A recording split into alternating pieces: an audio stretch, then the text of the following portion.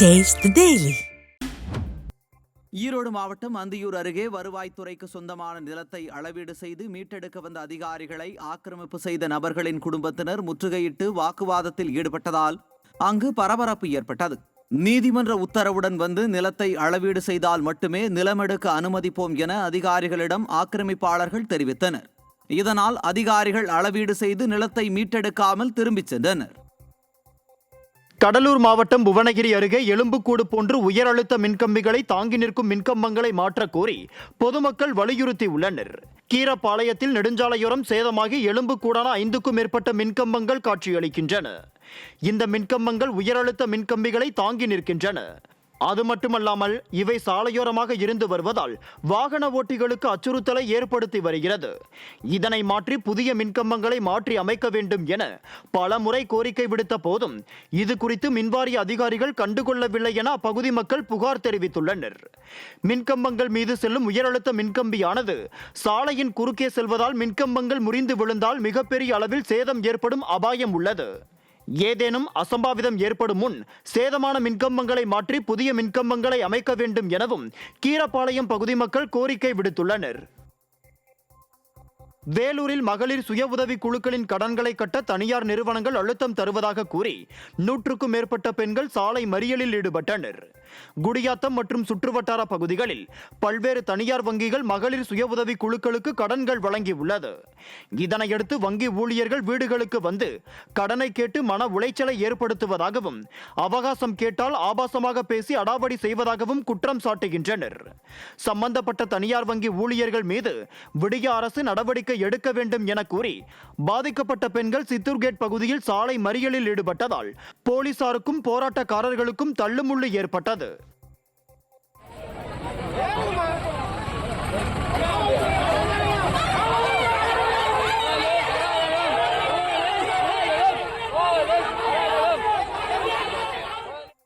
விருதுநகர் மாவட்டம் ஸ்ரீவில்லிபுத்தூர் அருகே கோயில் பூட்டை உடைத்து 5 சவரன் தங்கச்சங்கிலியை மர்ம நபர்கள் திருடிச் சென்றுள்ளனர். கூமாப்பட்டி எஸ் கொடிக்குளம் பகுதியில் உள்ள ஸ்ரீ மாதா அங்காள ஈஸ்வரி கோயிலை வழக்கம் போல காலையில் திறக்க சென்ற பூசாரி கோயிலின் பூட்டு உடைக்கப்பட்டு சாமியின் கழுத்தில் இருந்த 5 சவரன் தாலிச்சங்கிலி திருடப்பட்டதை கண்டு அதிர்ச்சி அடைந்துள்ளார். இது குறித்து கூமாப்பட்டி காவல் நிலையத்தில் புகார் அளித்த நிலையில் மர்ம நபர்களை போலீசார் தேடி வருகின்றனர். மதுரையில் வருவாய் இழப்பை தடுக்கும் வகையில் உச்சப்பட்டி கிராம சாலையில் தடுப்பு ஏற்படுத்தும் சுங்கச்சாவடி நிர்வாகத்தை கண்டித்தும் பொதுமக்கள் போராட்டத்தில் ஈடுபட்டனர். கப்பலூர் சுங்கச்சாவடி கட்டணத்தை தவிர்க்க வாகனங்கள் அனைத்தும் உச்சப்பட்டி கிராம சாலையை பயன்படுத்தி வருகின்றனர். இந்த நிலையில் உச்சப்பட்டி 4 வழிச்சாலையில் அதிக விபத்து ஏற்படுவதாக கூறி மாவட்ட நிர்வாகத்தின் அனுமதி பெற்று தடுப்பை ஏற்படுத்த சுங்கச்சாவடி நிர்வாகம் பணிகளை மேற்கொண்டதாக கூறப்படுகிறது. இதனை அறிந்த உச்சப்பட்டி, தர்மத்துப்பட்டி, கப்பலூர் கிராம மக்கள் சம்பவ இடத்திற்கு சென்று வாக்குவாதத்தில் ஈடுபட்டதால் பணி நிறுத்தப்பட்டது. மேலும் சாலையில் தடுப்பு ஏற்படுத்தினால் அதை உடைத்து மிகப்பெரிய போராட்டம் நடத்துவோம் என கிராம மக்கள் எச்சரிக்கை விடுத்தனர். முதல்ல சுங்கச்சாவடி திருமங்கலம் சுங்கச்சாவடியை நீக்கிறதா எங்களுடைய வேலைன்றாரு. ஆனால் இப்ப பார்த்தா தொடர்ந்து மாநில சாலைகளை அடைச்சு கிராமத்துக்கு மக்களை போக விடாம கட்டண கொள்ளையில முழுசா அந்த அதிகாரிகள் ஈடுபடுவது திருமங்கலம் வட்டாட்சியாளர் தலைமையில் காவல்துறையை அனுப்பி வைத்து இங்கே அடைப்பதற்கு ஆர்டர் கொடுப்பதை இந்த கலெக்டரையும் திருமங்கலம் தாசில்தாரையும் இந்த பகுதி மக்களின் சார்பாக வன்மையாக கண்டிக்கின்றோம். இந்த நேரத்தில்